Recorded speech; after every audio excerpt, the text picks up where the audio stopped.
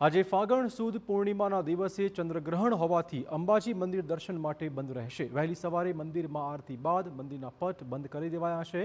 મંગળા આરતી બાદ સવારે 8:30 વાગ્યાથી મંદિરમાં દર્શન બંધ કરાયા છે। આજે દિવસ દરમિયાન મંદિર દર્શન માટે બંધ જ રહેશે। ચંદ્રગ્રહણ પૂર્ણ થયા બાદ રાત્રે 9:30 કલાકે માતાજીની આરતી કરાશે। આવતીકાલથી મંદિરમાં રાબેતા પ્રમાણે દર્શન કરવામાં આવશે।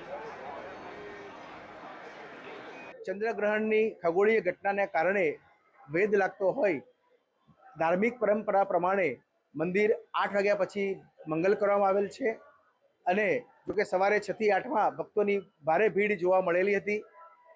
રાત્રે ગ્રહણ ઉતર્યા પછી 9:30 વાગ્યા પછી એટલે કે 9:30 માતાજીની આરતીનો કાર્યક્રમ થશે, શયન આરતીનો। ત્યારબાદ આરતી બાદ ફરી મંદિર બંધ કરવામાં આવશે અને આવતીકાલથી રાબેતા મુજબ મંદિર દર્શનાર્થીઓ માટે ખુલ્લું મૂકવામાં આવશે।